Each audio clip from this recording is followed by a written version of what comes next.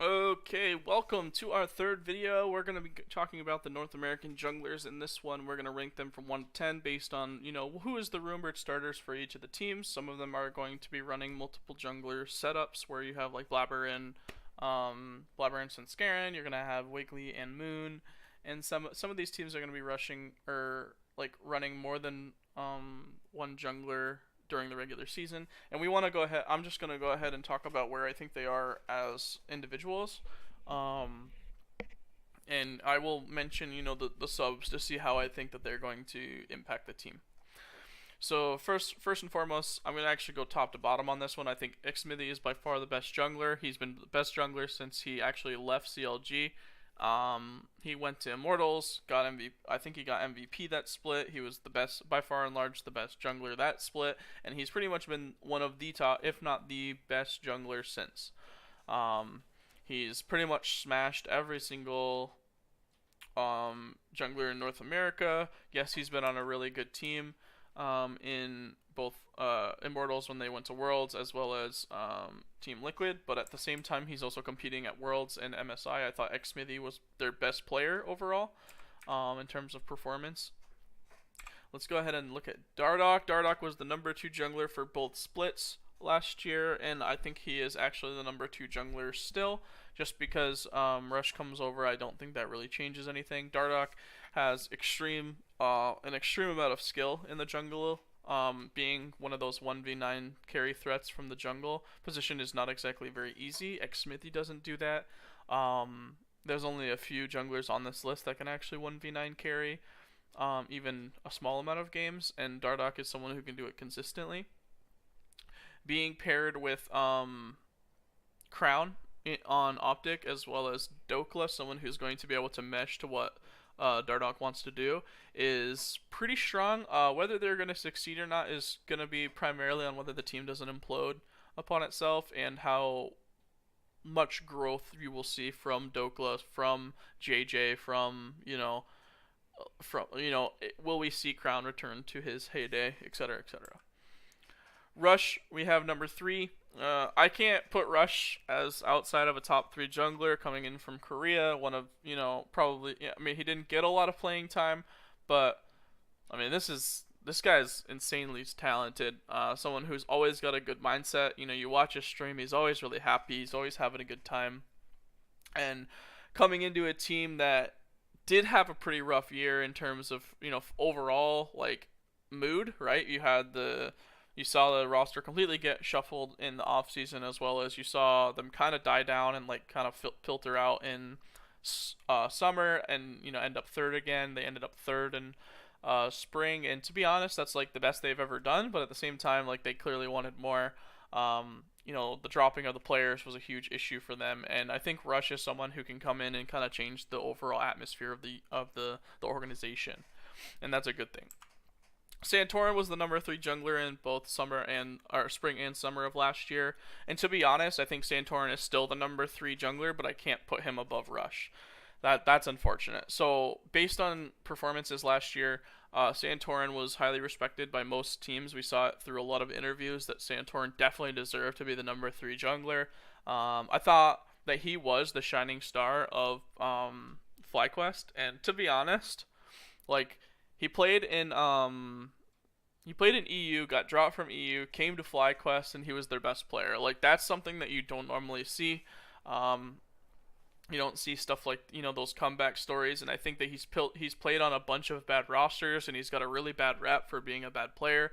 But I highly disagree. I thought when he reached rank 1, when all the off-season franchising was going on, EU had a bunch of rosters that got changed, and like for 2018, of course, I thought Santorin was going to find himself on a North American roster, and he didn't, and I was pretty upset. And then he ended up finding a team, and I was really excited for him. I think if FlyQuest is going to make playoffs, it's because Santorin is still the top 3 jungler, and he's making extremely smart plays. Svenskeren I'm going to put at number 5 because of his Worlds performance. Svenskeren has had a rap for being pretty poor in the regular, or not in the regular season, but on the international stage, and this was the first year that he obviously played really, really well when he came in because he had to. Blabber was struggling really, really hard in both play-ins and in the group stage. So you put in Svenskeren for the best of fives. You see them crush Afrika, and of course they ended up getting crushed by. They got crushed by Fnatic, but that's like, that happens. Svenskeren I thought was not the shining star of Cloud9, but he was definitely one of the reasons that they were like a cognitive group. Licorice and Svenskeren seemed to be pretty on point. Svenskeren, when he played with Golden Glue, was absolutely incredible. And honestly, I think Svenskeren is going to actually improve upon that aggressive play. Whether Niski can adjust to Svenskeren or Blabber's very aggressive play is a good question mark, and that's something to be seen. And yeah, it's something that I'm really excited to watch. Contracts is right behind Svenskeren. Golden Guardians has a hugely improved roster across the board. Contracts is the only one of the only remaining pieces alongside Deftly.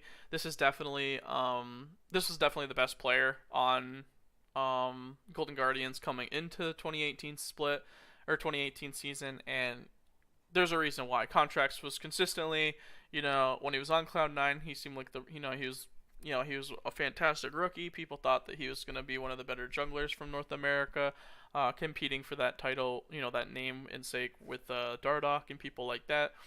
I think he's fallen off quite a bit in terms of like, obviously because his team is pretty poor, but I don't think he's fallen off in talent. Like I do believe that some of why he's so low is due to the fact that the other names have performed better on their respective teams. Like there are more reasons why their team is succeeding. They are more reasons, why they are winning in playoffs. And Contracts obviously didn't even make playoffs, so it's hard to give him credit above these other junglers when these other junglers are like clutching it out in the playoffs or in big name games. Wiggly, we're gonna put at number 7, and the reason I put Wiggly so low is because we only saw a couple games from him. Of course, he did smash the games that he did play, having the highest KDA for respective junglers out of the games played.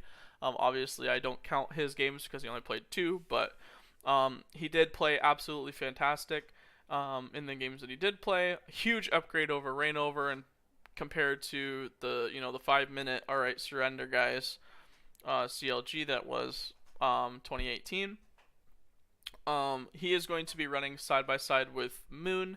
I think Moon is a great way to keep Wiggly active and constantly wanting to improve. And I think that Wiggly is still like someone that everybody, I think all the teams were like really, he was like the most sought after piece or whatever from CLG because he was performing so well, even his first games on stage. Lyra, I'm going to put at number 8 just because of the fact that I think that Lyra has had a pretty rough couple of years, and I don't think that he's going to be able to return to that MVP status that he had on Envious, where people thought he was by and far and large the best jungler in the league. I think the jungle talent has increased immensely since then. In terms of like everybody has just gotten a lot better. They've gotten their skill level has risen to what Lyra was back then. And Lyra has kind of stagnated his growth. I think that Lyra is still a good jungler. If he does return to the MVP status, I will be surprised because he is on a roster that has some pretty good pieces, but a lot of like differentiating opinions, like Piglet and Huni. They have very specific ways about how to play the game, and he has pretty much an untested mid laner in Damonte.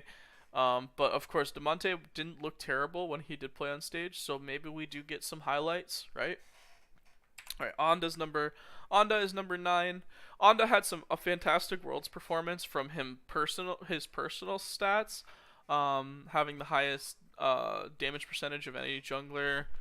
He seemed like he actually was okay in the jungle. It's just his bot lane and his mid lane just fell apart, and then that pretty much made the games like terrible.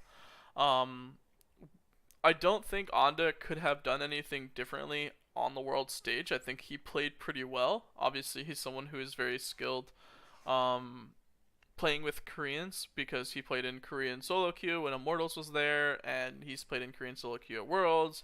He's played pretty well against the Koreans, or he played pretty well against the teams in his group of the Chinese team, and the people who are playing, Shy and Rookie are obviously Korean. I think Anda is someone who is not going to be the best player on your team, but I think he can improve to the place where he's not the liability. I thought there were a lot of games in 2018 where he was a huge liability for the team, especially when they were running the stupid like funnel thing. I thought he was a huge issue. I thought he was like the reason they lost those games. Not because he was bad, just he didn't know how to play Braum or whatever. Like I feel like that just wasn't a smart move by the coaching staff. But at the same time, I think that their new roster has very very strong outlet lanes, outs or side lanes, as well as a mid laner that's going to roam with you and help you impact the map. So he's gonna have a pretty good. I expect him to rise on this list. Last one is Grig slash Acadian. Acadian being signed to TSM Academy most likely. I don't know if that's confirmed yet, but I'm pretty sure it is. Grig is he did his job he did what he had to do to keep his job. He was number 1 for the season of 2018 in solo queue. When there was nothing else to really do, right? He put in the work to make sure that he was the best player in North America. So he was the number 1 jungler, and he was the one that had, he's like, hey, I am the best jungler in North America based on solo queue rank. Keep me, please, for the love of God. I think Grig has a very good culture fit for Team Solo Mid. He's someone who really wants to work hard. The problem with Grig is that I think that with a player like Grig, you have to have your aggressiveness in your laners, and Bjergsen is not that player, which means that you have to have a really aggressive shot calling, playmaking AD carry like Double F, someone who's going to say, hey, come bot, let's gank, or Wild Turtle who's going to flash forward. You have to have someone who wants to take that first move, or else you just slowly lose the game, which is what you saw last year with TSM. And, with Broken Blade and Smoothie coming in, I think that Grig can actually have somewhere to play through with Bjergsen holding mid. Like, I don't think Grig is going to be a ward anymore, and that's a good thing. Alright, that's going to be the jungle tier list here for North America. You kind of see why I kind of put players where they are, what I think that they're going to be able to do, and that is pretty much gonna be our first video, or our third video for the jungle, second video for the position ranking. Let's go ahead and hit the mid laners.